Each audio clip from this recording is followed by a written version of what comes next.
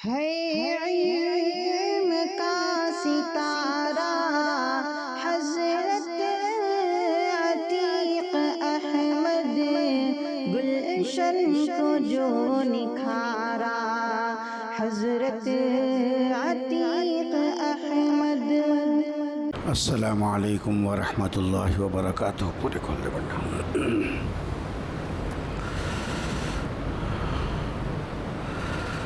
بسم اللہ الرحمن الرحیم۔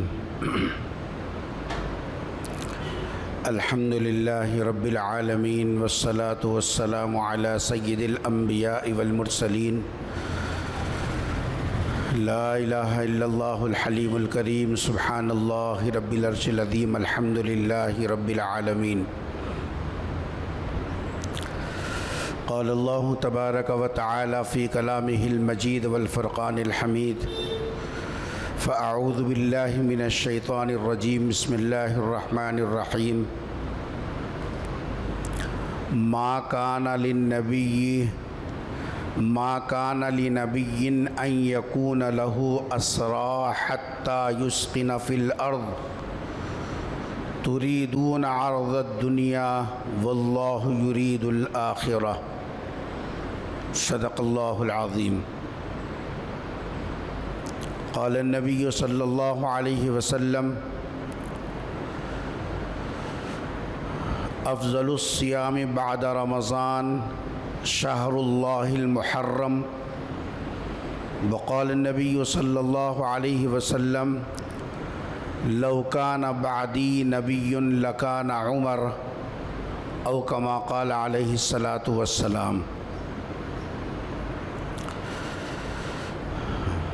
عزیزان گرامی، آج محرم الحرام کی پہلی تاریخ ہے اور مسلمانوں کا جو اسلامی سال شروع ہوتا ہے وہ محرم سے شروع ہوتا ہے۔ حضرت عمر رضی اللہ تعالیٰ عنہ کے دور میں جس وقت میں اسلامی تاریخیں لکھنے کا مرحلہ درپیش ہوا اور آپس میں مشورہ ہوا تو سب لوگوں نے متفقہ طور پر ہجرت کے واقعے کو بنیاد بنا کر اس کی شروعات محرم الحرام سے منتخب کیا، اس لیے اس کو ہجری کہتے ہیں، ہجرت سے ہجری۔ پیغمبر صلی اللہ علیہ وسلم کی زندگی میں جو ہجرت کا واقعہ پیش آیا وہ آج تک 1447واں سال شروع ہوا، یعنی مکمل 1447، 1446 سال گزر چکے۔ اسلامی تاریخ مسلمانوں کو یاد رکھنا چاہیے، اسی پر ہمارے عبادتوں کا انحصار بھی ہے اور اسلامی تاریخ سے بہت ساری سہولیات بھی ہیں، لیکن چونکہ بازار کا اور مارکیٹ کا چلن عیسوی تاریخ سے ہوتا ہے، اس لیے اکثر و بیشتر وہ تاریخیں یاد رہ جاتی ہیں اور یہ تاریخیں یاد بھی نہیں رہتی اور لکھنے میں بھی اس کا استعمال کم ہوتا ہے۔ لیکن مسلمانوں کو کم سے کم اتنا تو اہتمام کرنا چاہیے کہ اپنے گھر میں، اپنے نجی معاملات میں، اپنے خطوط میں اور اپنی تحریرات میں اس کا اہتمام کریں کہ عیسوی تاریخ کے ساتھ ساتھ قمری تاریخ بھی درج ہو، تاکہ اسلامی سیرت سے اور اس کی ذمہ داریوں سے ہم لوگ وابستہ رہیں۔ جیسا کہ آپ جانتے ہیں کہ سال کے 12 مہینوں کا جو نظام ہے، قرآن کریم کی آیت کی صراحت کے مطابق اللہ تبارک و تعالیٰ نے جب سے زمین و آسمان کا نظام شروع کیا تب سے ہی سال کے 12 مہینوں کی گنتی ہے، اور اس میں اللہ نے 4 مہینوں کو باادب بنایا۔ اس میں سب سے پہلا مہینہ محرم کا ہے۔ محرم کا مہینہ پہلے سے ہی ادب والا، عظمت والا، برکتوں والا، اسی لیے سرکار دو جہاں صلی اللہ علیہ وسلم سے پوچھا گیا کہ اللہ کے رسول، رمضان کے بعد سب سے زیادہ فضیلت والا جی صاحب روزوں میں کون سا روزہ ہے؟ تو سرکار نے ارشاد فرمایا افضل الصیام بعد رمضان شہر اللہ المحرم۔ رمضان کے روزوں کے بعد جو روزہ سب سے زیادہ فضیلت والا ہے وہ ماہ محرم کے روزے ہیں، کیونکہ اسلام میں رمضان کے روزے فرض ہونے سے پہلے بھی جو روزے رکھے جاتے تھے وہ محرم کے روزے تھے۔ رمضان کے روزوں کی فرضیت کے آنے کے بعد اب یہ روزے نفل ہو گئے۔ پورے مہینے میں جب کبھی بھی آدمی روزہ رکھے گا وہ اس کی فضیلت کو پالے گا، جس کی فضیلت میں سرکار دو جہاں صلی اللہ علیہ وسلم نے عاشوراء کے روزے کی فضیلت میں ارشاد فرمایا کہ 1 سال کے گناہوں کا یہ روزہ کفارہ بن جاتا۔ اللہ تعالی ہم سب کو حضور اکرم صلی اللہ علیہ وسلم کی ہدایات پر عمل کرنے کی توفیق نصیب فرمائے۔ اسلامی تاریخ میں محرم کی جہاں اور حیثیتیں ہیں، وہاں ایک حیثیت اسلامی تاریخ کا ایک ایسا واقعہ محرم کی پہلی تاریخ کو پیش آیا جس میں حضور اکرم صلی اللہ علیہ وسلم کے دنیا سے پردہ فرمانے کے بعد جن خلفاء نے آپ کے کام کو سنبھالا اس میں سب سے پہلے حضرت ابو بکر صدیق رضی اللہ تعالی عنہ ہے، اور آپ کے پردہ فرمانے اور دنیا سے جانے کے بعد دوسرے نمبر پر حضرت عمر رضی اللہ تعالی عنہ ہے۔ حضرت عمر رضی اللہ تعالی عنہ کی شہادت کا واقعہ یکم محرم کو پیش آیا۔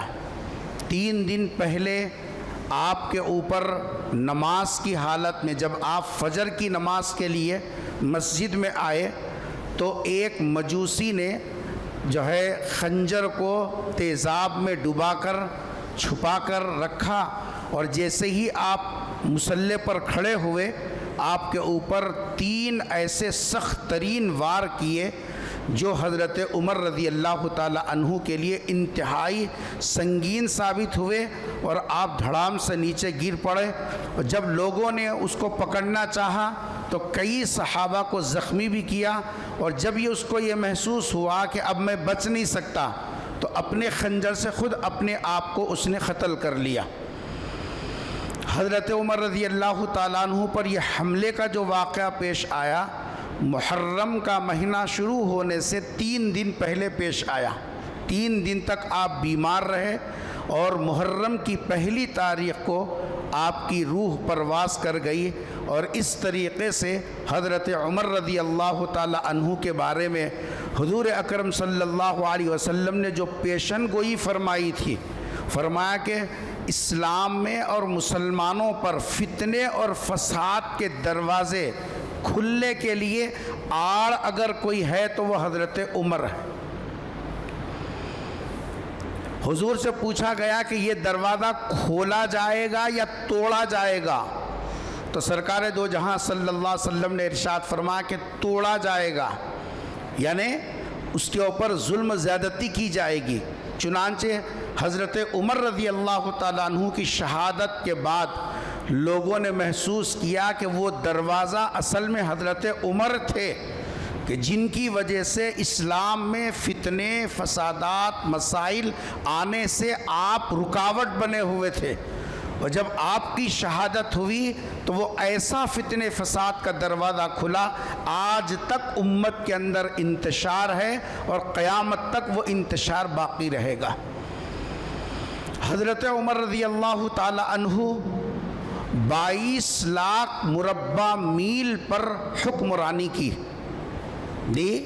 اپنے تو تعریف کرتے ہی کرتے ہیں، اپنوں کی تعریف کرنا کوئی اتنی اہمیت کا حامل نہیں ہوتا، لیکن تعریف جب غیر کی زبان سے نکلتی ہے اور کمالات جب غیروں کی زبان سے بتائے جاتے ہیں اور ان کے مقام اور مرتبے کو جب غیر قبول کرتا ہے تو پھر تو یہ ایسی سند ہو جاتی ہے جو رہتی دنیا تک کے لیے ایک مثال بن جاتی ہے۔ حضرت عمر رضی اللہ تعالی عنہ نے جو خلافت کی ذمہ داری سنبھالی حضرت ابو بکر کے دنیا سے جانے کے بعد 10 سال کچھ مہینے تک آپ خلیفہ بن کر رہے۔ اس دوران میں 22 لاکھ مربع میل تک یعنی تقریباً آدھی دنیا تک حضرت عمر رضی اللہ تعالی عنہ نے کلمے کی دعوت کو پہنچایا، اسلام کو پھیلایا اور اسلامی حکومت کو قائم کیا آدھی دنیا تک۔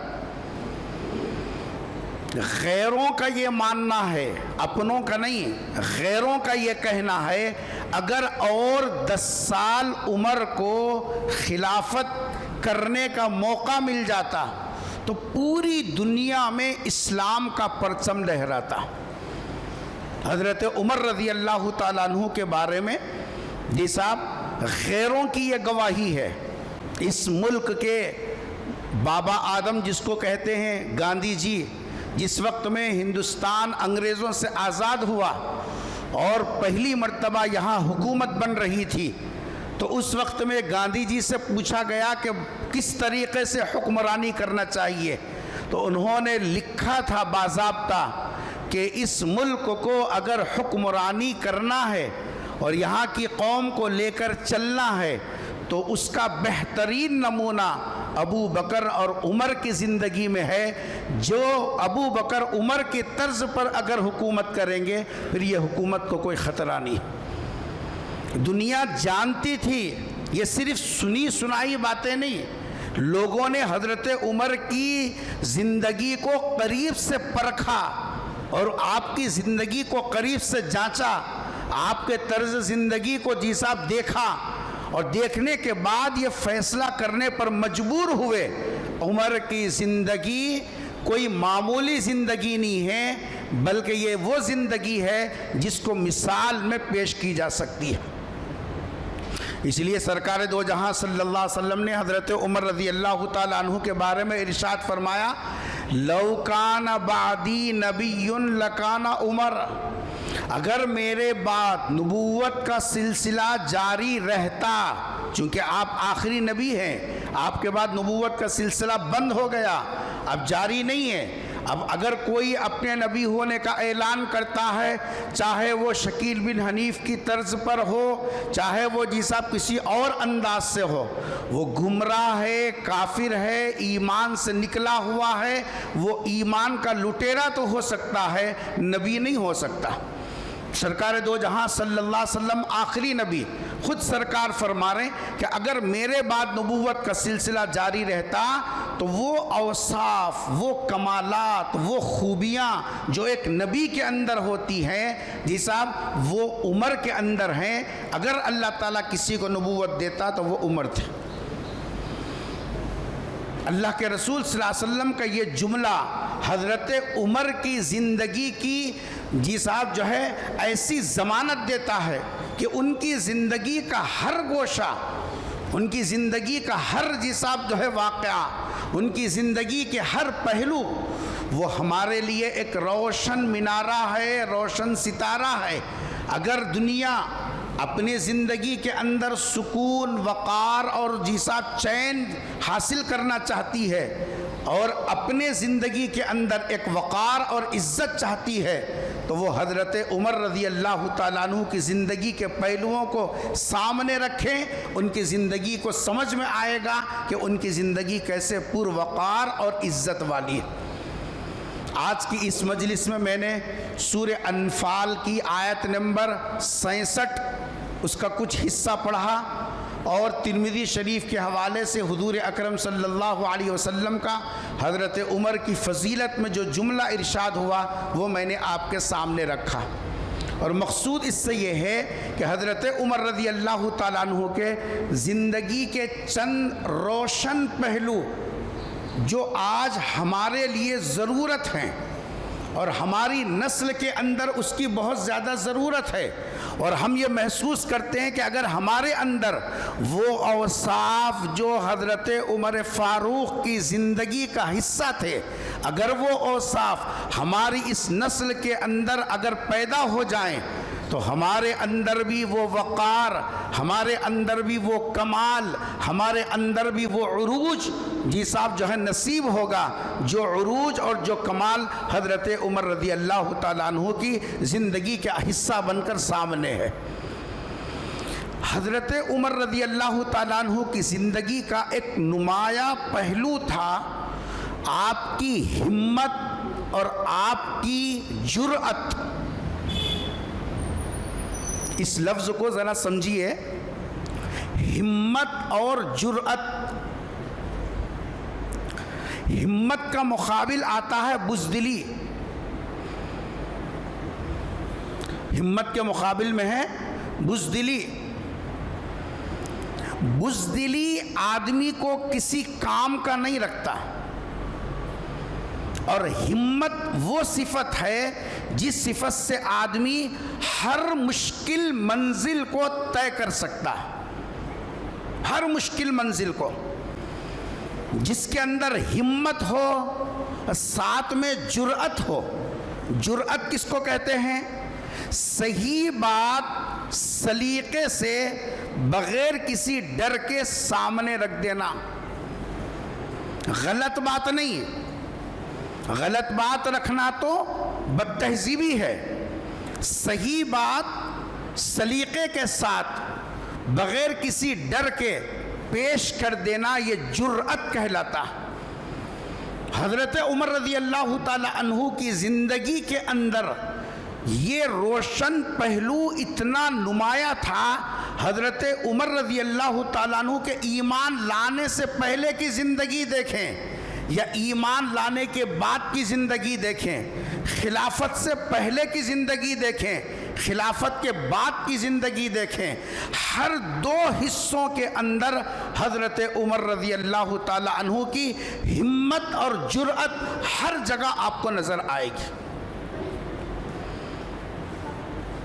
حضرت عمر رضی اللہ تعالیٰ عنہ ایمان لانے سے پہلے جب حضور اکرم صلی اللہ علیہ وسلم نے اپنے نبی ہونے کا اعلان کیا اور نماز پڑھنے کا موقع آیا تو مسلمان ایک مکان میں جس کو دار ارقم کہتے تھے، دار کے معنی گھر، ارقم کے گھر میں چھپ چھپ کر نماز پڑھتے تھے، چھپ چھپ کر اذان دیتے تھے، چھپ چھپ کر یہ سب لوگ جمع ہوتے تھے، بات ہوتی تو اس گھر کے اندر ہی، باہر کچھ نہیں۔ کیونکہ مکے میں اگر کسی کو ہوا بھی لگ جاتی، یہ محمد کے پاس آتا جاتا رہتا ہے تو اس کے لیے موت تھی، اس کی زندگی ختم، اب عذاب ہو جاتی۔ ابو جہل اور اس کے جی صاحب جو ہے چیلے ہر وقت اس کی تلاش میں رہتے کہ کون ادھر جا رہا، کیا کر رہا۔ لیکن حضرت عمر رضی اللہ تعالیٰ عنہ جس وقت میں ایمان لائے، آپ کی خدمت میں کلمہ پڑھا، اور کلمہ پڑھنے کے بعد جو مسلمانوں کو خوشی ہوئی، اتنی زور سے مسلمانوں نے خوشی کے موقع پر نعرہ لگایا اللہ اکبر، مکے کی پہاڑیاں گونج اٹھیں۔ حضرت عمر رضی اللہ تعالی عنہ نے دیکھا نماز کا وقت آیا تو اسی ارقم کے گھر میں نماز کی تیاری چلنے لگی۔ ہمت دیکھیے، ہمت پہلے کیا تھا؟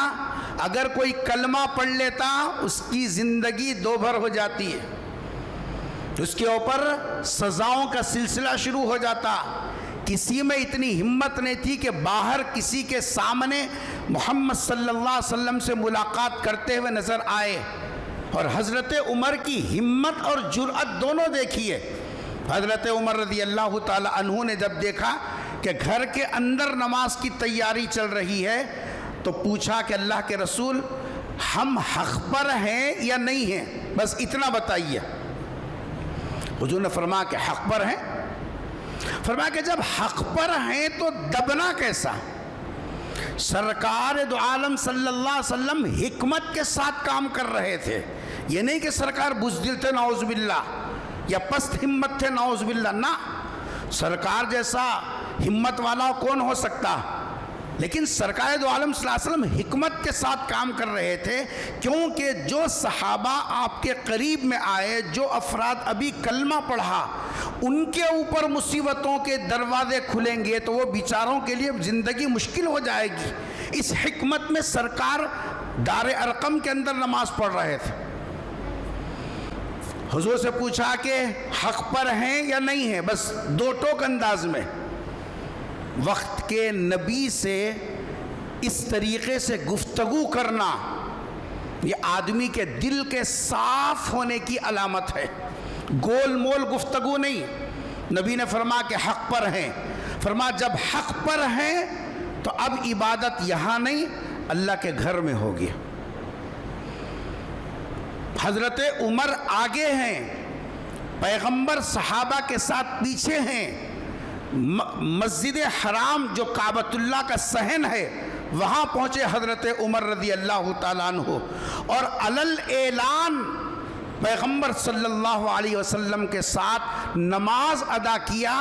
جو قریش کے سرداروں کے ٹولے وہ یہ سب گھات لگا کر بیٹھتے تھے کہ کون آئے گا محمد کا چاہنے والا، پکڑ کے اس کو ستائیں، ایسی جی صاحب ان کی بولتی بند ہو گئی، کسی کے ہمت نہیں ہوئی کہ حضرت عمر کے اس اقدام پر زبان کھول سکے۔ یہ ہمت اور یہ جرأت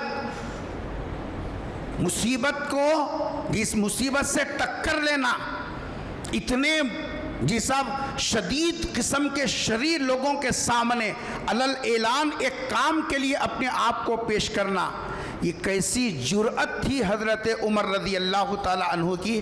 آج ہمارا حال یہ ہے، یہ جرأت کا عشر عشیر بھی ہمارے پاس نہیں ہے۔ داڑھی رکھ رہے سنت ہے بولے تو بچی کون دیتی مول صاحب بولتا، ذرا داڑھی رکھ لیے تو عورتاں گھر میں ایسا بولتے ہیں کراڑا ہو گیا، کون بچی دیتی رے تیرے کو۔ ارے سرکار کی سنت سے تجھے آر کیسی؟ ابھی کل ایک عرب کے کسی خاتون کا جی صاحب جو ہے انٹرویو چل رہا تھا، اس خاتون نے کیا عجیب بات کہی۔ انہوں نے کہا کہ آپ حضرات بھی ذرا سنیے، سو جائیے مت۔ اس نے کہا وہ عورت خوش قسمت ہے، اردو سمجھ میں آ رہی؟ وہ عورت خوش قسمت ہے جس کا شوہر نبی کی سنت یعنی داڑھی رکھتا ہو۔ داڑھی رکھنے والا شوہر ہر عورت کے مقدر میں نہیں ہے۔ اردو سمجھ میں آ رہی ہے؟ ایک عورت بول رہی ہے بات، وہ عورت خوش نصیب ہے جس کا شوہر داڑھی کی سنت رکھتا ہو۔ داڑھی والا شوہر ہر عورت کے نصیبے میں نہیں ملا کرتا۔ غور کرو ایک عورت کی یہ بات۔ ہم مرد ہو کر نہ ہم میں جرأت ہے نہ ہمت ہے۔ ہماری ہمت کس درجے کی ہے، ہماری جرأت کس درجے کی ہے؟ جبکہ داڑھی رکھنے پر نہ ماں باپ کوئی سختی کرتے ہیں، نہ گھر والوں کی طرف سے کوئی پابندی ہے۔ ہم خود یہ دین کی اور سرکار کی وہ پہچان جو آپ کی پوری زندگی آپ کے چہرے کے اوپر رہی، ہم اس کو رکھنے کے لیے تیار رہے۔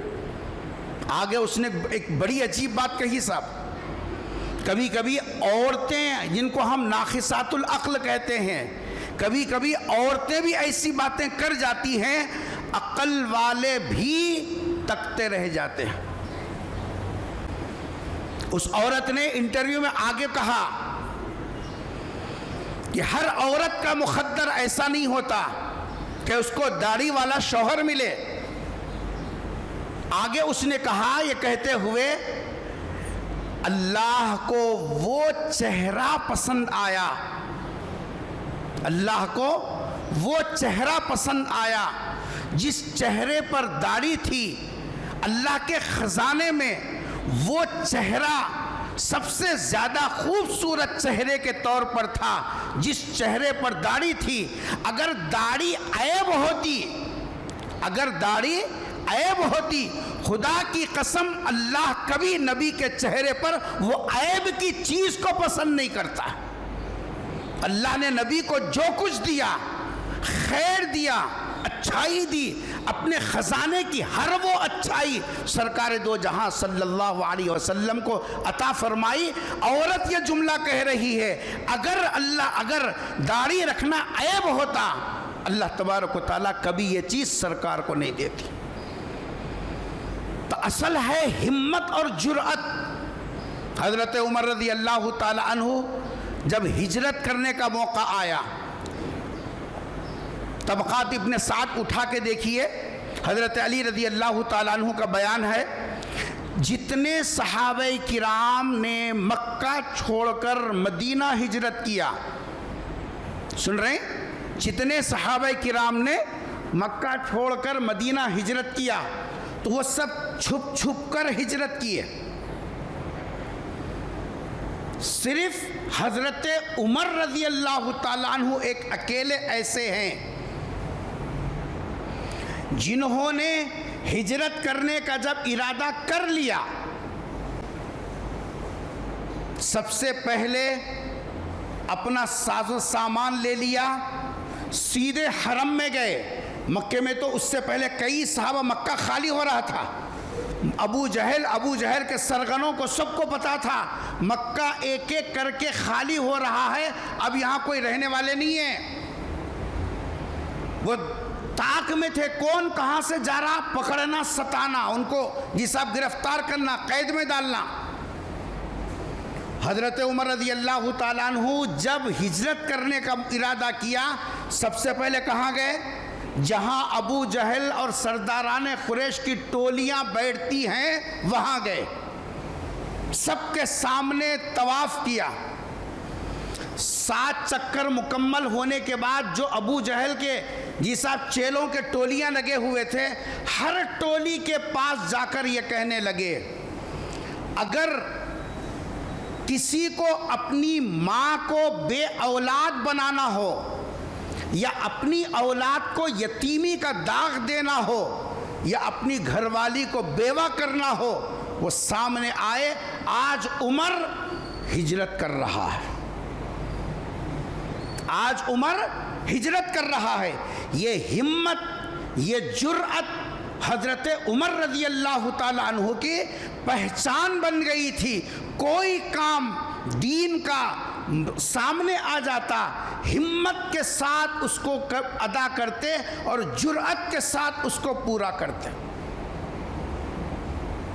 آج ہم نے بچوں کو بزدل بنا دیا، پست ہمت بنا دیا، وہ دین پر چلنے میں عار محسوس کر رہے ہیں، طہارت لینے میں عار محسوس کر رہے ہیں، داڑھی رکھنے میں عار محسوس کر رہے ہیں۔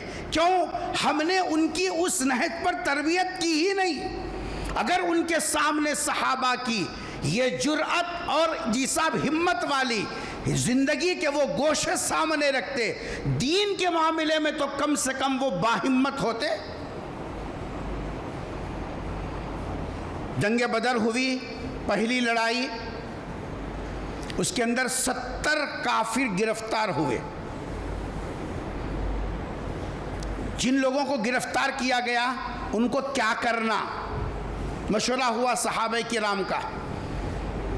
حضرت ابو بکر خود سرکار دو جہاں صلی اللہ علیہ وسلم سمیت سب کی رائے یہ تھی کہ ان سے فدیہ لے کر ان کو چھوڑ دینا، کیونکہ یہ اپنے ہی رشتہ دار ہیں، نہیں ان کو پیسہ لے کر جرمانہ لینا ان سے کہ تم لڑنے آئے کیسا ہمارے مد مقابل میں، اتنا دو، اس کے بعد جاؤ۔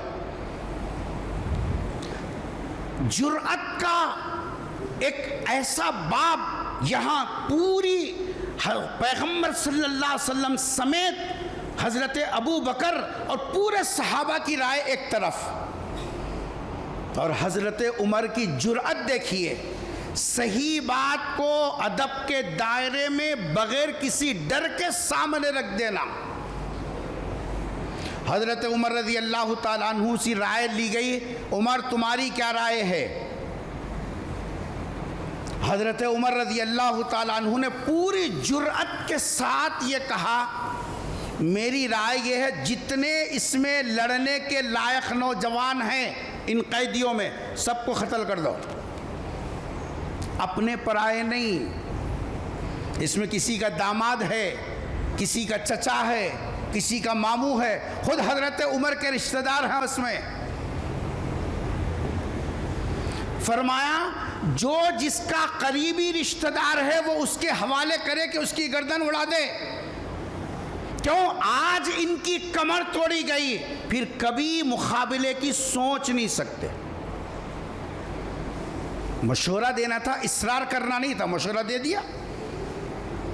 حضرت عمر چلے گئے، سرکار نے فیصلہ کیا کہ ان سے فدیہ لے کر چھوڑ دیں گے۔ رات گزر گئی، صبح حضرت عمر رضی اللہ تعالیٰ عنہ سرکار کے پاس ملاقات کے لیے آئے، دیکھا کہ جو ہے ڈیرے کے اندر سرکار بھی رو رہے ہیں، ابو بکر بھی رو رہے ہیں، دونوں بیٹھ کے دونوں رو رہے ہیں۔ حضرت عمر رضی اللہ تعالیٰ عنہ تھوڑی دیر کے واسطے تو سٹ پٹا گئے، کیا مسئلہ ہو گیا؟ اس کے بعد عرض کیا کہ حضرت آپ کیوں رو رہے ہیں، وجہ بتائیں تو میں بھی آپ کے ساتھ روؤں۔ کیا جواب دیا صاحب؟ جواب یہ دیا کہ عمر، رات میں تم نے جو فیصلہ کیا تھا اور تمہارے فیصلے کے بعد ہم نے جو فیصلہ سنایا، ہمارے فیصلے پر اللہ ناراض ہے۔ جبرائیل کے ذریعے سے آیتیں اتری اور بتا دیا گیا عمر کی رائے صحیح تھی، جبکہ ادھر سرکار دو جہاں صلی اللہ علیہ وسلم کی رائے ہے، جبکہ یہاں ابو بکر کی رائے ہے، جبکہ تمام صحابہ کی رائے ہے۔ قرآن کی آیتیں اتر رہی ہیں، ما کان لنبی ان یکون لہ اسرا، نبی کے لیے یہ کام مناسب نہیں تھا قیدیوں کے بارے میں۔ فدیہ لیں حتی یسخن فی الارض، یہاں تک کہ ان کا خون بہاتے زمین پر، یہ کام کرنا تھا۔ اور یہ رائے کس کی تھی؟ حضرت عمر رضی اللہ۔ اگلی آیتوں کی تفسیر کروں یہ صاحب وقت نکل جائے گا، کس طریقے سے اللہ تبارک و تعالیٰ نے اپنی ناراضگی کا اظہار کیا اور حضرت عمر کی رائے کی تصدیق کی۔ جو رائے حضرت عمر نے دی تھی وہ صحیح تھی۔ اس کے اوپر وقت کے نبی بھی رو رہے ہیں، حضرت ابو بکر بھی رو رہے ہیں۔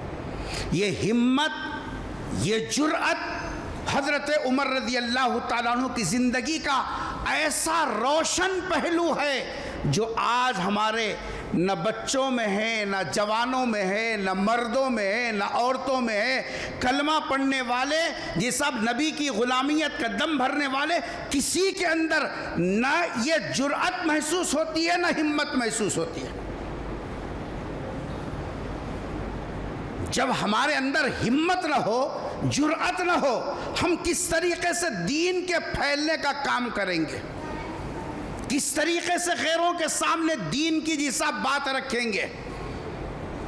حضرت عمر رضی اللہ تعالیٰ عنہ کی زندگی کا ایک ایسا نمایاں پہلو تھا جو ہمارے نوجوانوں کو بہت زیادہ اس پہلو پر غور کرنا چاہیے کہ حضرت عمر رضی اللہ تعالیٰ عنہ نے اپنے اندر وہ ہمت اور شجاعت کس طریقے سے، وہ جرأت کس طریقے سے جیسا باقی رکھی۔ دوسری چیز جو حضرت عمر رضی اللہ تعالیٰ عنہ کی زندگی کے اندر اور آپ کی 10 سالہ حکومت کے بارے میں غیروں کا یہ کہنا کہ اگر اور 10 سال ان کو حکومت کا موقع مل جاتا، ساری دنیا میں اسلام کا پرچم لہراتا، وہ کون سی راز کی بات تھی کہ جس کی بنیاد پر غیروں کو یہ کہنے کا موقع ملا؟ حضرت عمر رضی اللہ تعالیٰ عنہ کے اندر دوسری صفت تھی انصاف کرنا، احتساب، حساب لینا۔ غلطی پر فوراً پکڑ کرنا، غلطی پر فوراً پکڑ کرنا، اس کو بولتے ہیں احتساب۔ آج ہماری زندگیوں سے احتساب نکل گیا، ہزار غلطیاں ہو ہم پردہ ڈال لیتے، بچہ ہے چلتا، چھوٹی عمر ہے چلتا، اب ہے ایسی چلتا، جی وہ چلتا چلتا 55 سال تک چل رہے چابی انہیں، اس کی زندگی کے اندر کوئی خوبی جی صاحب امٹ کر باہر نہیں آ رہی، کیوں؟ چلتا چلتا پردہ ڈالنا، پردہ ڈالنا، پردہ ڈالنے کی نوبت یہاں تک پہنچی جو ہے خرابیاں اور غلطیاں اور غلط کام جڑ پکڑ لی۔ حضرت عمر رضی اللہ تعالیٰ عنہ کے اندر انصاف بھی ویسے ہی تھا، احتساب بھی ویسے ہی تھا۔ آج ذمہ داروں کو اس پہلو پر غور کرنے کی ضرورت ہے کہ آج ہم کسی مسئلے میں ذمہ دار بنائے گئے تو ہم کہاں احتساب کر رہے ہیں۔ اللہ تعالیٰ نے مرد کو عورت کا ذمہ دار، گھر کا ذمہ دار بنایا۔ کون سا مرد ہے جو احتساب والی کیفیت کے ساتھ گھر زندگی گزار رہا ہے؟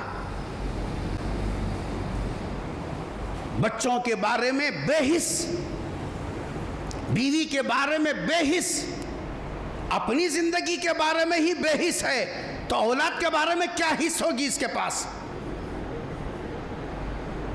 حضرت عمر رضی اللہ تعالی عنہ نے اپنے دور خلافت میں یہ اعلان کر دیا تھا، جو بھی کہیں کا گورنر یا ذمہ دار بنایا گیا، نمبر 1 اس کا دروازہ ہمیشہ کھلا رہنا، کبھی بھی کوئی بھی اپنا کام لے کر آ سکتا ہے، دربان نہیں رکھنا، چوکیدار ٹھہرو حضرت سے پوچھ کو آتا ہوں۔ یہ بادشاہوں کا طریقہ ہے، جو ہے غلاموں کا طریقہ نہیں ہے۔ اسلام کی خدمت کرنے والے 24 گھنٹے خدمت کے لیے تیار رہے، کسی گورنر کو اجازت نہیں تھی اپنے دروازے پر چوکیدار رکھنا۔ دوسرا حکم یہ تھا گورنروں کے لیے، باریک کپڑے نہیں پہننا، آرام کے موٹے دھاٹے کپڑے پہن کے رہو، کیونکہ تم اگر آرام دہ کپڑے پہنو گے یہی اثر اپنی رعایا پر پڑے گا۔ وہ اس کے متحمل نہیں ہے کہ وہ آرام دہ کپڑے خرید سکیں، بلکہ موٹے دھاٹے سیدھے سادے کپڑے پہننا۔ ہر روز مسجد نبوی میں آپ کا دربار لگتا، صحابہ کرام جمع ہو جاتے، آپ پوچھتے کہ میرے اندر اگر کوئی شکایت ہے میرے بارے میں بتاؤ، یا کسی گورنر کے بارے میں شکایت ہے تو سناؤ۔ ایک مرتبہ عدالت چل رہی تھی، ایک صاحب کھڑے ہوئے اعلان کے بعد، مصر کے گورنر، ان کے پاس یہ دونوں چیزیں ہیں، انہوں نے دربار میں چوکیدار بھی رکھا اور باریک لباس پہننے کی عادت بھی ڈال لی۔ حضرت عمر رضی اللہ تعالیٰ کا احتساب دیکھیے، اپنے ماتحتوں کی پکڑ غلطی کے اوپر، جس اب ان کی پکڑ، فوراً حضرت محمد بن مسلمہ کو ذمہ داری دی، جاؤ جا کے جس حالت میں ہے اس حالت میں پکڑ کے لے کے آؤ۔ گورنر کی گرفتاری، مصر پہنچے، دیکھا کہ دروازے پر دربان بھی ہے اور جو کپڑے پہنے ہوئے ہیں وہ باریک بھی ہے، اسی حالت میں پکڑ کے لے کے آئے مدینہ منورہ۔ مصر کہاں ہے، مدینہ کہاں ہے، اسی حالت میں لے کر آیا، اور جب ان کو پیش کیا گیا، حضرت عمر رضی اللہ تعالیٰ عنہ نے ان کا جو احتساب کیا کہ تم کو ہدایت دی گئی تھی کہ دروازے پر دربان نہیں رکھنا، ہدایت دی گئی تھی باریک لباس نہیں پہننا، تم نے دونوں کام کیے ہیں، تمہاری سزا یہ ہے، تم سے ذمہ داری لے لی جا رہی ہے، 6 مہینے تک بکریاں چرائیں گے تم بیت المال کی مکے کے جنگل کے اندر۔ اور یہ علل اعلان ہو رہا ہے، کیوں؟ تاکہ کسی کو ہمت نہ ہو کہ جو فیصلہ امیر المؤمنین کر دے اس کے خلاف کام کر سکے۔ جب ایک مرتبہ ایسی سزا ہو، کسی ذمہ دار کو آپ نہیں دیکھیں گے کہ وہ اپنی ذمہ داری میں کوتاہی کرتا ہو۔ آج دیکھ لیجئے، کسی کو اگر اللہ نے خدمت کا موقع دیا، وہ وقت کا فرعون بن کر بیٹھ گیا، ہر چھوٹے بڑے پر ظلم کرنا وہ اپنا فرض سمجھتا ہے، غریبوں کو ستانا، مجبوروں کی مجبوری کا غلط فائدہ اٹھانا اپنا فرض سمجھتا ہے، اور رشوت کے بغیر، سفارش کے بغیر تو کوئی کام نہیں ہوتا۔ کیوں؟ طرز حکمرانی وہ تھی۔ یہ لوٹنے کا طریقہ تو ہو سکتا ہے، حکمرانی کا طریقہ نہیں ہو سکتا۔ آج جو جتنا جرائم کر سکتا ہے، جس کے پاس جتنا زیادہ جیسا جو ہے جرائم کرنے کا ریکارڈ ہے، اس کو اتنی بڑی ذمہ داری سونپی جاتی ہے، اور جب وہ پہلے سے ہی اتنا بڑا مجرم ہے، وہ قوم کی کیا خدمت کرے گا، غریبوں کا کیا بھلا کرے گا، مجبور اور جیسا بے کسوں کا سہارا کیسے بنے گا۔ حضرت عمر رضی اللہ تعالیٰ عنہ کے اندر پکڑ گرفت کرنا۔ ایک مرتبہ ایک قافلہ آیا، مسافرین کا قافلہ۔ حضرت عمر رضی اللہ تعالیٰ عنہ دیکھا کہ ایک فوجی بائیں ہاتھ سے کھا رہا ہے۔ کھانا کون سے طریقے سے کھانا چاہیے؟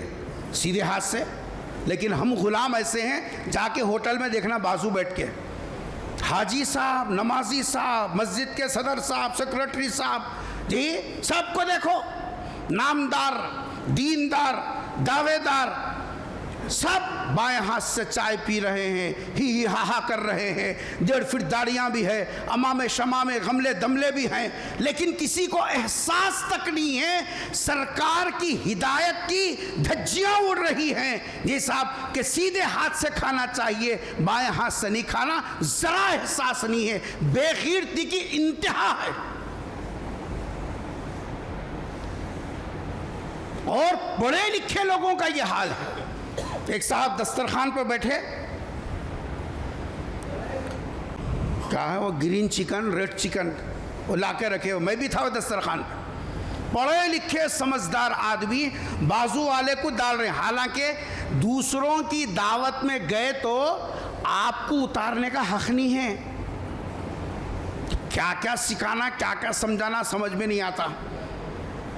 یہ پیدائشی مسلمان ہے، یہ دوسروں کی دعوت میں آپ گئے تو آپ کو کسی کو کھانا اتارنے کا اختیار نہیں ہے۔ آپ اپنی رکابی میں ڈال لے سکتے ہیں، دوسروں کو ڈالنے کا آپ کو حق نہیں ہے۔ ہم کیا کر رہے ہیں؟ ادھر بھی اڑ رہے ہیں، ادھر بھی اڑ رہے ہیں، انہیں بھی نہیں دیکھنا، انہیں بھی نہیں، اس کے بعد پورا ادھر جاتے ہیں جس کے واسطے پورا مشکاب مار دیا، آ جا تو ادھر آ جانا۔ وہ صاحب اس میں سے مرغی کی ران نکال کے ڈال رہی، یہ ہاتھ سے یہ بائیں ہاتھ سے ہاتھ ڈال کے ران اٹھا کے اسے ڈال رہا، داڑھی بھی ہے الحمدللہ جی، اور سب کچھ ہے۔ کون سے ہاتھ سے کھانے کی چیز اٹھانا اور کون سی چیز کیسا استعمال کرنا سلیقہ ہی نہیں۔ ہمارے والد مرحوم فرما کرتے تھے، یہ تو یہ گھر میں اماں اگر دانت صاف کرتے وقت میں اگر گردن پہ دیتی نا تو آج سیدھا ہوتا تھا، منہ دھوتے وقت میں، دانت صاف کرتے وقت میں برش ہو یا منجن ہو، آج بھی آپ دیکھیے صبح میں خالی بیٹھو کرسی ڈالنے کو، بیگم کیسا دانت مانج رہی، بچے کیسا دانت مانج رہی، تمہاری کمائی کھا کے تمہاری اولاد کس روٹین پہ جا رہی ہے معلوم ہوتا۔ یہاں کے میں کمیٹی کا صدر، میں ادھر، یہ بولنے سے معتبری نہیں ہوتی ہے، اس سے خبر میں کچھ ملنے والا نہیں ہے۔ تم 1000 مسجدوں کے صدر بنو، کچھ ملنے والا نہیں ہے۔ اپنی اولاد کو سلیقہ سکھاؤ، تہذیب سکھاؤ، اسلامی تربیت ان کی کرو، یہ اصل بنیاد ہے۔ والد مرحوم فرمایا کرتے تھے کہ بیٹھ کے دیکھو، منجن لیتا یوں لگاتا، یہ بایاں ہے سیدھا ہے، یہ ارے بولو نا جی، اردو سمجھ میں نہیں آتی، یہ بایاں ہے سیدھا ہے، برش لگایا، یہ ہاتھ میں پکڑا، کہاں گھمایا، یوں۔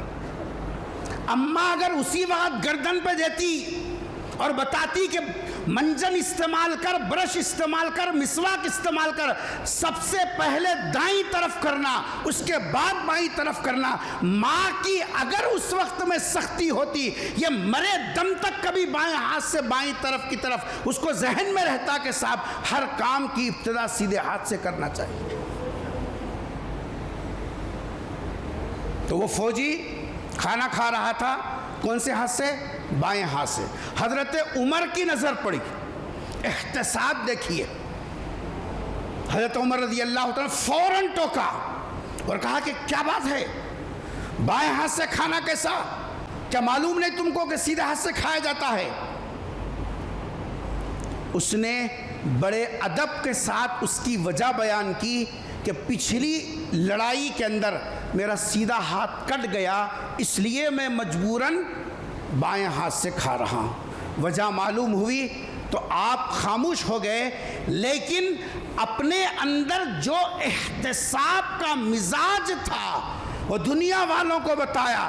تمہاری نظروں کے سامنے اگر تمہارے ماتحت کوئی سنت کے خلاف کام کرے، اس پر پکڑ کرنا ذمہ داری رکھنے والے کی جی صاحب ذمہ داری ہے۔ بابا کے سامنے اولاد کھانا کھا رہی، کبھی تو بھی بولے گرا ہوا لقمہ اٹھانا ہے، کھانے کے ساتھ بدتمیزی نہیں کرنا ہے۔ نہ اماں بولنے کو تیار ہے، نہ بابا بولنے کو تیار ہے۔ آخر یہ آپ ذمہ دار ہیں نا، آپ کو اللہ نے باپ بنایا، باپ کا درجہ دیا، گھر کے سرپرست کا درجہ دیا، آپ کی ذمہ داری کیا ہے؟ حضرت عمر رضی اللہ تعالیٰ کی یہ جو خوبی ہے احتساب، فوراً پکڑ کرنا اپنی نگراں اپنے ماتحتوں کی، تاکہ وہ پھر سے کبھی غلطی کی طرف قدم نہ اٹھائے۔ حضرت عمر رضی اللہ تعالیٰ عنہ کے اندر یہ کمال تھا کہ وہ احتساب کرتے، پکڑ کرتے، جس کی وجہ سے بعد میں لوگوں کی ہمت نہیں ہوتی تھی کہ وہ ایسا کام کر سکے۔ دو چیزیں سمجھ میں آ گئی۔ پہلی چیز حضرت عمر رضی اللہ تعالیٰ عنہ کے اندر ایک تو ہمت اور جرأت، دوسری چیز حضرت عمر رضی اللہ تعالیٰ عنہ کے اندر وہ تھی انصاف پسندی اور پھر احتساب کی کیفیت۔ انصاف بھی ایسا کہ کسی کی حق تلفی نہ ہو۔ حضرت عمر رضی اللہ تعالیٰ عنہ کے دوسری بیوی سے ایک بیٹا تھا۔ شریعت میں ایک سے زائد بیویاں رکھنے کی اجازت بھی ہے، اس شرط کے ساتھ کہ عدل اور انصاف برابری ہو، خالی مزے کرنے کے لیے نہیں ہے۔ جیسے یہ بیوی کا حق ادا کرے ویسے وہ بیوی کا بھی پورا پورا حق ادا کرنا۔ ایک بیٹا تھا حضرت عمر رضی اللہ تعالی عنہ کا۔ انصاف کا تقاضا کیا تھا؟ جیسے قرآن کا حکم ہے سزا ملنا، سزا نافذ ہونا چاہیے، ان کی جگہ ہم ہوتے تھوڑی دیر کے لیے، کتنے باتیں بناتے، کیسا پردہ ڈالتے، کیا کیا کرتے۔ حضرت عمر رضی اللہ تعالیٰ گھر پہنچے، دیکھا بیٹا کھانے پہ بیٹھ کے کھا رہا ہے، اسی حالت میں گریبان پکڑ کر وہاں سے کھینچتے ہوئے لے گئے اور دنیا والوں کو بتایا انصاف کے معاملے میں عمر کسی قسم کی کوئی نرمی روا نہیں رکھتا، چاہے وہ اپنا بیٹا کیوں نہ ہو۔ آج ہم جیسے ماں پیٹ کلمہ پڑھنے والے لوگوں کا حال کیا ہے؟ 70 سال سے ہم مسلمان ہیں، کلمہ پڑھنے والے ہیں، ہمارے اندر انصاف یہ ہے کہ جی صاحب باپ کے ترکے میں سے بہنوں کو حصہ نہیں دے کے مسجد کی صدارت کے واسطے لڑ لے رہے۔ ابھی 15 دن سے مسلسل ایک خاتون حیدرآباد سے مسلسل فون کر رہی ہے کہ ہمارے باپ اس علاقے میں رہتے تھے، کروڑوں کی جائیداد چھوڑ کے گئے، بھائیاں ہمارے سے کیا بول کے لکھا لیے، زبان لے لیے، کیا بول کے جو بھی دے دیے قبول کر لینا بن مٹھی۔ آج ہم کو معلوم ہوا کہ باپ کے ترکے میں جو بھی دیے وہ نہیں، جتنا بہنوں کو ملتا ہے اس کا ڈبل بھائی کو ملے گا، جتنا بھائی کو ملتا ہے اس کا آدھا ہم کو ملے گا۔ کروڑوں کی پراپرٹی ہے، ہم کو کم سے کم 1.5 کروڑ روپے ہمارے کو آتے ہیں۔ آپ اس علاقے کے ہیں، آپ بٹھائیے، آپ بات کیجئے۔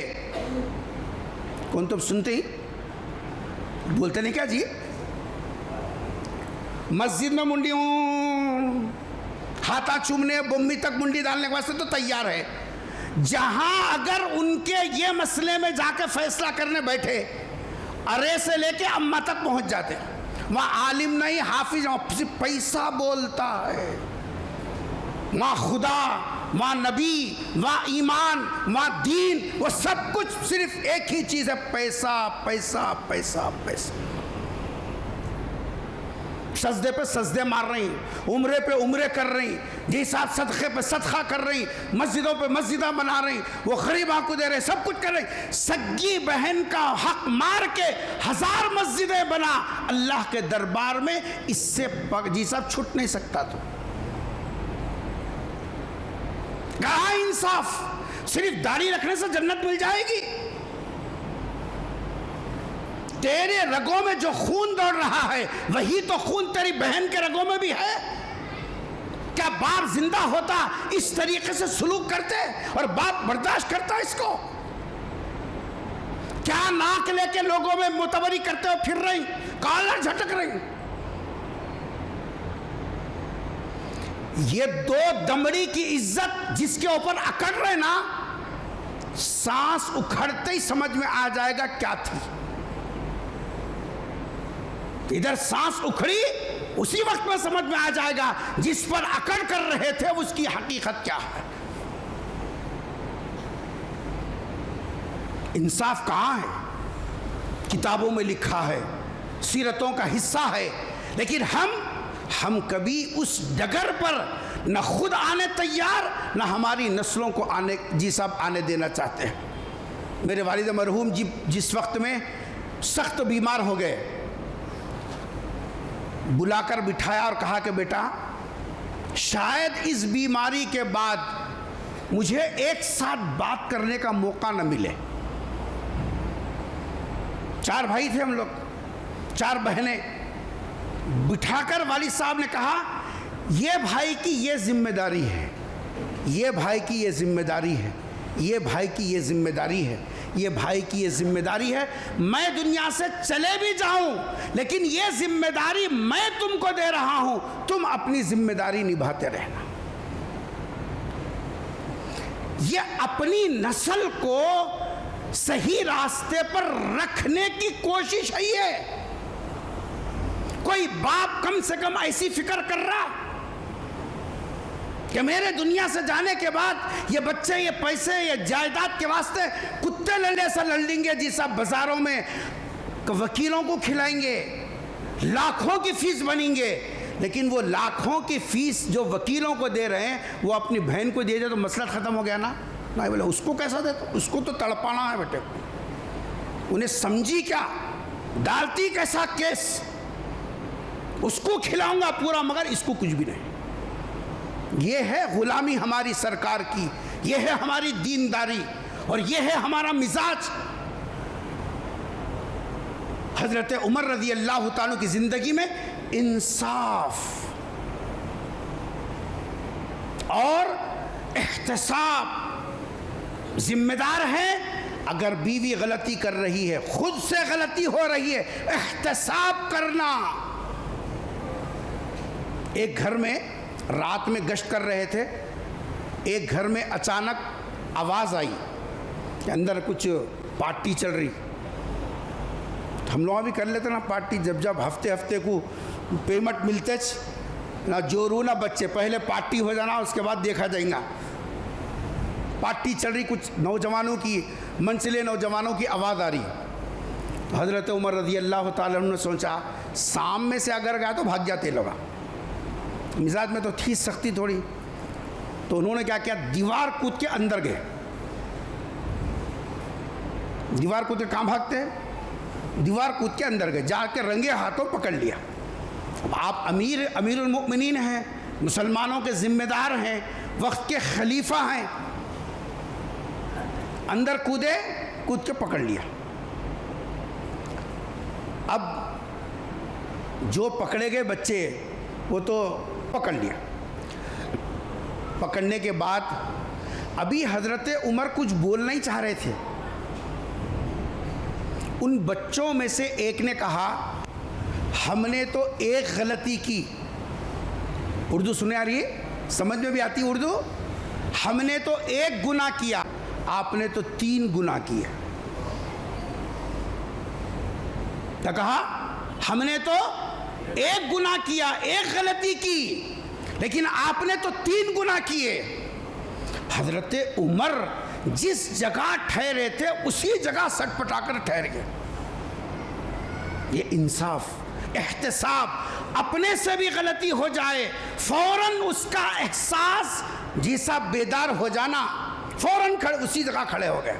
اب وہ دھڑا دھڑ بول رہا، پہلی غلطی آپ نے، پہلا گناہ یہ کیا، قرآن میں حکم ہے وَأْتُوا الْبُيُوتَ مِنْ أَبْوَابِهَا، کسی کے گھر میں بھی جاؤ تو دروازے سے جانا، آپ نے دروازہ استعمال نہیں کیا، دیوار استعمال کی، قرآن کے حکم کی خلاف ورزی کی، آپ کا پہلا گناہ۔ وہ غلطی کرنے والے بھی کتنے پڑھے لکھے تھے، غور کرو۔ آج ہمارے بچوں کو اذان دے رہے بول کے بولو، الصلاۃ خیر من النار بول کو چیختا نہیں، اس کو یہ بھی نہیں معلوم نوم بولنا، نار بولنا وہ بھی نہیں معلوم۔ داماد بنا رہی، اس کو اس کی دینداری تک نہیں دیکھ رہی، اذان دینے کا سلیقہ جس کو نہیں آیا، طہارت کا سلیقہ جس کو نہیں آیا، اس کو داماد کیسا بنا رہی؟ ذاتی گھر ہے مل صاحب، کھاتا پیتا گھر ہے مل صاحب، سب ہے، پیچھے 4 ایکڑ ہے، وہ ہے، یہ بس وہی چھونا، اور کیا ہونا؟ نہانا آنے دے، نکو آنے دے، جی اذان آنے دے، نکو آنے دے، کلمہ پڑھنے آنے دے، نکو آنے، اس سے کیا لینا دینا ہمارے کو؟ ہے لدی ہے نا، بس ہے، 4 لوگوں کے سامنے اکڑ آ گئی تو بس یہ ہے ہمارا دامن۔ عمریں گزر رہی ہیں ہمارے آنکھوں کے سامنے، ہماری اولاد باپ بن گئی، بچے والے ہو گئے، کبھی باپ ہونے کی حیثیت سے ان بچوں کی اذان سنی آپ نے؟ جبکہ سرکار نے فرمایا جو اذان للہ دیتا ہے، حشر کے میدان میں سرکار نے ارشاد فرمایا اللہ تعالیٰ سب کے سامنے اس کی گردن کو اونچا کرتے ہیں، یہ بتانے کے لیے یہ وہ لوگ ہیں جو دنیا میں میرا نام اونچا کرتے تھے، آج میں نے ان کی گردن اونچی کر دی۔ کیسی زندگی گزار رہے ہم لوگ؟ غلط گناہ بھی کر رہے ہیں، ان کو احساس ہے کہ ہم گناہ کر رہے ہیں۔ جس کو اپنی غلطی کا احساس ہو وہ آج نہ صحیح کل سدھر سکتا۔ ہمارے والد صاحب فرمایا کرتے تھے ارے بیمار کو بیماری کا احساس رہتا اس کا علاج آسان ہے، بولتے تھے۔ جس کو مار لگا اس کو ہاؤ بھیا مار لگا میرے کو، تو اس کا علاج آسان ہے، کہاں بھی ہو سکتا۔ اگر مار لگ رہا ہے میرے کیا ہوا ہوتے رہتا، میرے کیا ہوا، مار لگ رہا، خون جا رہا، رگاں کٹ گیا، میرے کیا ہوا، میرے کیا ہوا، ان کو ہوا، ان کو ہوا۔ جس کو اپنی بیماری کا، بیمار ہونے کا احساس نہ ہو، دنیا میں کوئی اس کا علاج ہی نہیں کر سکتا۔ ہم کو اپنی دینداری کے کمزوری کا، نقص کا احساس نہیں ہے۔ جو بولے اس کے پیچھے ہاتھ دھو کے پڑھنا، بولے کیسا، ٹی وی کے بارے میں کیسا بولتے، داڑھی کے بارے میں کیسا بولتے، سود کے بارے میں کیسا بولتے، اس کے پیچھے پڑھنا، وہ امام کو نکالے تک بیٹھنا نہیں۔ اب خالی صبح شام تک یہ تسبیح کمیٹی والوں کا بھیجا کھا جانا، امام بدلو، امام بدلو، امام بدلو، امام بدلو، کیونکہ دیتے نا پھٹے سے نوٹ 10 روپے منہ پہ ڈالتے نا کمیٹی والوں کے، اس کے واسطے وہ کمیٹی والے اٹھو بولتا اٹھنا، بیٹھو بولتا بیٹھنا۔ امام نہیں ہے، غلام ہے، انہیں غلام۔ اسی لیے اس زمانے میں امامت نہیں کرنا، وقت سے پہلے بوڑھا ہو جاتا انہیں، اور وقت سے پہلے بیمار ہو جاتا، کیونکہ پیٹ کی اولاد کو جتنا نہیں ستاتے اتنا ستاتے امام کو۔ یہ ہماری کمزوریاں آئی ہے، تو کڑوی باتیں ہیں، انتہائی کڑوی باتیں۔ وہ گناہ کر رہے تھے لیکن اتنا احساس ان میں تھا کہ ہم یہ صاحب گناہ کر رہے ہیں. کیا کہا؟ ہم نے تو ایک گناہ کیا، آپ نے تو 3 گناہ کی. گناہ غلطی کس کی پکڑ رہے ہیں؟ وقت کے امیر المؤمنین حضرت عمر فاروق، جن کے بارے میں سرکار 1.25 لاکھ پیغمبروں کے سردار حضور اکرم صلی اللہ علیہ وسلم نے فرمایا، عمر جس گلی سے گزرتے ہیں شیطان رستہ بدل دیتا ہے. عمر جس گلی سے گزرتے ہیں شیطان اس رستہ بدل دیتا ہے. ایسے مضبوط ایمان والے کی غلطی ان کے منہ پر بتا رہے ہیں. تم نے قرآن کے خلاف کیا کہ جی صاحب قرآن میں حکم ہے وَأْتُوا الْبُيُوتَ مِنْ أَبْوَابِهَا، اللہ نے حکم دیا گھر میں جب بھی آؤ دروازے سے آؤ، ایسا دیوار کود کے نہیں آنا. زمانے جاہلیت میں جب حج کے لیے نکلتے تھے، احرام باندھ کے گھر سے نکل گئے، تھوڑی دور جانے میں کچھ تو بھی یاد آیا، وہ چھڑ گیا یہ چھڑ گیا، تو اب دروازے میں سے نہیں آتے تھے. اس کو جی صاحب نحوست سمجھتے تھے. جا کو پھر واپس آ گیا، جی کسی کو جا رہے ہیں جا کو آؤ بولے تو بھی جا کو آؤ بولی دلندر پھر فیل ہوتی ان کی کیا ہے کی. ہماری سوچ ایسی ہے، خالی جاؤ بولنا کہتے، بیٹی جاری رکھتے جا رہی ہوں ہم بھی، جا آؤ نہیں بولنا کہتے. تو میں جا کو آؤ بولے تو پھر تو ڈالے کو آتی انہیں، ایسی سوچ ہے ہماری. تو اس وقت میں قرآن نے کہا کہ ایسا دیوارہ کود کے نہیں آنا، دروازہ ہے تو دروازے میں سے آؤ. قرآن کی آیت اتری، حضرت عمر رضی اللہ تعالیٰ سن کر سٹپٹا گئے کہ واقعی مجھ سے یہ غلطی ہے. فرمایا دوسری غلطی آپ نے کی، دوسرا گناہ، چھپ کر کسی کی جی صاحب جو ہے غلطیوں کو نہیں، جاسوسی کرنا جس کو بولتے ہیں، خرابیوں کو تلاش کرنا، چھپ کر کسی کی بھی جی صاحب جو ہے چیزوں کو تلاش کرنا، خامیوں کو تلاش کرنا، اس پر حضور نے منع فرمایا. جاسوسی کرنے، آپ نے وہ کام کیا. غور کر رہے ہیں آپ؟ زندگی کا جو سلیقہ قرآن نے پیش کیا، وہ اگرچہ کہ غلطی کر رہے تھے لیکن ان کو معلوم تھا کہ جی صاحب گناہ کیا ہے، صحیح کیا ہے، حق کیا ہے، باطل کیا ہے، صحیح راستہ کیا ہے، غلط راستہ کیا ہے. شیطانی وسوسے ماحول کی وجہ سے اگرچہ کہ وہ گناہ کر رہے تھے لیکن ان کے پاس اتنا دین تھا، سرکار کا فرمان کیا ہے، اللہ کا حکم کیا ہے. اور تیسری غلطی انہوں نے گنوائی، جب بھی کسی کا آمنا سامنا ہو پہلے سلام کرنا. آپ نے کود کر ہمارے پکڑ تو لیا ہم کو لیکن سلام نہیں کیا، آپ نے تیسری غلطی کی. اگر ہم کو کوئی آج بولے ایسی باتیں، سچی بولو، کیا ہمارے اندر اتنا حوصلہ ہے؟ اگر گھر کی چھوٹی بچی یہ بولے کہ ابا اذان ہوتے خود سر پہ کپڑا رکھنا کہتے نا،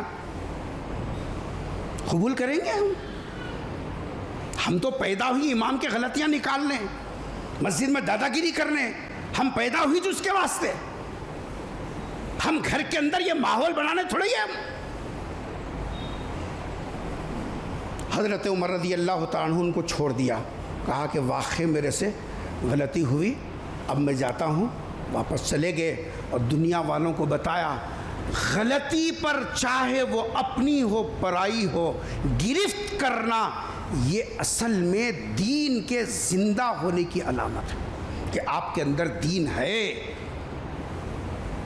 جس کا دین دل کے اندر زندہ ہوتا ہے وہ کبھی غلطی کو لیپا تھوپی نہیں کرتا، اس کی اصلاح کی فکر کرتا ہے. حضرت عمر رضی اللہ تعالیٰ عنہ کی یہ خوبی تھی کہ وہ انصاف کرنے کے مسئلے میں بھی اور احتساب کرنے کے مسئلے میں بھی کبھی پیچھے نہیں ہٹتے تھے. 2 باتیں میں نے آپ کو بتائیں، تیسری بات وقت زیادہ ہو گیا، یہ اس لیے میں نے آپ کے سامنے رکھا. اس وقت میں ہمارا قبلہ، ہمارا رخ وہ بدل گیا ہے. مغربی کلچر، یورپی کلچر ہمارا قبلہ بنا ہوا ہے. شروع سے لے کے آخر تک ہم ان کی نقالی کر رہے ہیں، اور جن کی نقل کرنے کا قرآن نے حکم دیا، لقد کان لکم فی رسول اللہ اسوۃ حسنہ لمن کان یرجو اللہ والیوم الآخر، وہ ہم نے چھوڑ دیا۔ آج بھی اگر یہ امت یہ چاہتی ہے کہ اس کی عظمت رفتہ پھر سے بحال ہو، دشمنوں کے دلوں میں رعب ہو، ایمان کا غلغلہ ہو، اور ہماری ویسی عزت ہو جیسی عزت اسلام کے ماضی میں تھی، تو ہم کو یورپ کی طرف نظر نہیں اٹھانا چاہیے، بلکہ ہمارے لیے وہ تہذیب جس تہذیب پر اللہ نے مہر لگا دی قیامت تک کے واسطے، اور کہہ دیا من یبتغی غیر الاسلام دینا فلن یقبل منہ فہو فی الآخرۃ من الخاسرین۔ جو سرکار کے طریقے کو چھوڑے گا، آپ کے علاوہ دین کو چھوڑ کر چلے گا، اس کے گھاٹا پڑنے میں، اس کے نقصان اٹھانے میں کوئی دو رائے نہیں، یہاں نہیں آخرت میں بھی۔ دعا فرمائیے اللہ تبارک و تعالی ہم سب کو سرکار دو جہاں صلی اللہ علیہ وسلم کے لائے ہوئے دین پر عمل کرنے کی توفیق نصیب فرمائیں۔ اے اللہ حضرت عمر رضی اللہ تعالیٰ عنہ کو ہم سب کی طرف سے جزا خیر عطا فرما، اے اللہ ان کے درجات کو بلند فرما، اے اللہ ان کی زندگی کے روشن اوصاف کو اپنانے کی توفیق نصیب فرما، اے اللہ تمام شہدائے اسلام کو جزا خیر عطا فرما، ان کے درجات کو بلند فرما، ان کی زندگی سے سبق حاصل کرنے کی توفیق نصیب فرما۔ اے اللہ یہ مہینہ عظمت والا مہینہ ہے، ادب والا مہینہ ہے، اے اللہ اس مہینے کی عظمت اور بزرگی اور اس کا احترام کرنے والے بنے، اے اللہ عبادت کی توفیق نصیب فرما دے، جو کچھ نیکیاں اس مہینے میں کریں اے اللہ اس کو اپنے دربار میں قبول فرما، رسومات سے اے اللہ خرافات سے اے اللہ تمام مسلمانوں کی اس مہینے میں حفاظت فرما، ہر قسم کی بلاؤں سے، مصیبتوں سے، آفتوں سے، بیماریوں سے اے اللہ ہم سب کی حفاظت فرما دے، عافیت والی زندگی نصیب فرما، دونوں جہاں میں عزت کی زندگی، عزت کی روزی مقدر فرما دے۔ رب اغفر وارحم وانت خیر الراحمین۔ سبحان ربک رب العزت عما یصفون وسلام علی المرسلین والحمد للہ رب العالمین۔ ایک ضروری اعلان سنیں، اس کے بعد سنتیں پڑھیں۔ اس وقت میں ملک کے جو حالات ہیں وہ آپ حضرات کو معلوم ہیں، اور سب سے بڑا خطرہ جو ہم لوگوں کو مسلم پرسنل لا کے بعد جو سب سے بڑا خطرہ منڈلا رہا تھا تعلیمی پالیسی کا، نئی تعلیمی پالیسی کا، اس کا نفاذ بھی ہو چکا۔ اب اس کے جو مضر اثرات ہیں، اس کے جو جی صاحب جو ہے ہماری اپنی نسل کے اندر جو اس کے نقصانات ہونے والے ہیں وہ تو وقت ہی بتائے گا، کیسے کیسے نقصانات ہماری آنے والی نسلوں کو اٹھانا پڑے گا۔ لیکن ملکی حالات پر باریکی کے ساتھ نظر رکھنے اور اس سلسلے میں آواز اٹھانے میں جو تنظیم منظم طور پر زمانے سے کام کرتی آ رہی ہے، جس کی تاریخ تقریباً 100 سالہ پرانی ہے، جمعیت العلماء، یہ وہ تنظیم ہے جو آزادی سے پہلے بھی مسلمانوں کے حقوق کے لیے کام کرتی رہی اور الحمدللہ آج بھی کام کر رہی ہے۔ اس کا تنظیمی ایک نظام ہے، اس نظام کا ڈھانچہ یہ ہے کہ اس میں سب سے پہلے ممبر سازی کی جاتی ہے، تاکہ گورنمنٹ کو جب کوئی مسئلہ پیش آئے اور ان کو بتانا ہو کہ جی صاحب ہم جو بول رہے ہیں اپنی طرف سے نہیں، ہم اتنے لوگوں کی زبان بن کر بول رہے ہیں، تو یہ ممبر سازی، ممبرشپ اس کی جاتی ہے۔ تو جمعیت العلماء کے ممبر سازی کا کام اس وقت میں چل رہا ہے جولائی کی آخر تک۔ آج ظہیر آباد کے ہر مسجد کے اندر یہ ممبر سازی کا کام شروع ہوا ہے، تاکہ آگے آنے والے جتنے مراحل ہیں ان مراحل میں ہمارا ممبر سازی کا جو سپورٹ ہے وہ جمعیت کے کاز کو تقویت پہنچائے گا اور ان کی آواز کو وزندار بنائے گا۔ اگر ہم یہ چاہتے ہیں اس ملک کے اندر ہمارا جی صاحب جو ہے آزادانہ جو ہے جو زندگی گزارنے کا خاکہ ہے وہ باقی رہے، مذہبی اعتبار سے کسی قسم کی کوئی دخل اندازی نہ ہو، اس کے لیے ہر فرد کو، جتنے یہاں ہیں یا آگے ہیں، ان سب کی ذمہ داری ہے کہ وہ جمعیت العلماء کی ممبر سازی کا حصہ بنے۔ کرنا کچھ نہیں ہے، صرف اپنا نام، اپنا فون نمبر لکھانا ہے، اور 10 روپئے اس کی ممبر سازی کی فیس رکھی گئی ہے جی صاحب، صرف جو ہے تاکہ یہ معلوم ہو کہ ہمارا بھی اس کے اندر کچھ حصہ لگا ہے۔ نماز کے بعد ہمارے صدر صاحب اور 2 جو ہے نوجوان بچے یہاں مسجد میں یا مسجد کے باہر بیٹھے رہیں گے۔ میں ہر مصلی سے جو یہاں آیا ہے مجھے امید ہے کہ آپ اپنی ممبر سازی کے بغیر یہاں سے نہیں جائیں گے۔ 5 منٹ لگیں گے، صرف فون نمبر لکھنا ہے، نام لکھنا ہے، بس اتنا کام ہے، کچھ کام اور کرنا نہیں ہے۔ اس میں سے آپ کو آئندہ کچھ پریشانیاں آنے والے نہیں ہیں، بھئی ہمارے فون نمبر سے بعد میں کچھ گھر کو فون آئیں گا، کچھ ایسا کچھ نہیں ہے۔ وہ تو صرف ایک سپورٹ ہے ممبر سازی کا، تاکہ وہ کام ہمت کے ساتھ کرے کہ ہمارے پیچھے اتنی قوم ہے۔ اللہ تعالیٰ سب کو عمل کی توفیق نصیب فرما دے۔ کیا بھائی سب کریں گے اس کا؟ اس وقت میں کسی وجہ سے اگر کسی کو جلدی ہے، آفس جانا، کچھ ایسا کام ہے تو وہ بعد میں بھی کر سکتے ہیں، لیکن کوشش یہ کریں کہ اجتماعی طور پر اب کام ہو جائے۔ دوسرا اعلان یہ ہے کہ ہمارے ظہیر آباد کے عظیم صاحب کے فرزند حسام صاحب رائل ٹرانسپورٹ کے جو مالک ہیں وہ انتہائی شدید بیمار ہیں، ICU میں ہیں اور جو ہے سخت دعاؤں کی ضرورت ہے۔ کس کی دعا میں اللہ تبارک و تعالیٰ نے کیا اثر رکھا نہیں بتا سکتے، اس لیے سب اپنی دعاؤں میں ان کی صحت یابی کے لیے دعا فرمائیے۔ اللہ تبارک و تعالیٰ ان کو صحت کاملہ نصیب فرمائے۔ اور 2 اعلانات انشاءاللہ نماز کے بعد ادا کیے جائیں۔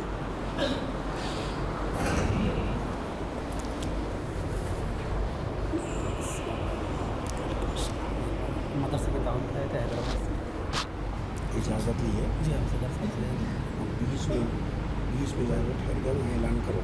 میں ہاں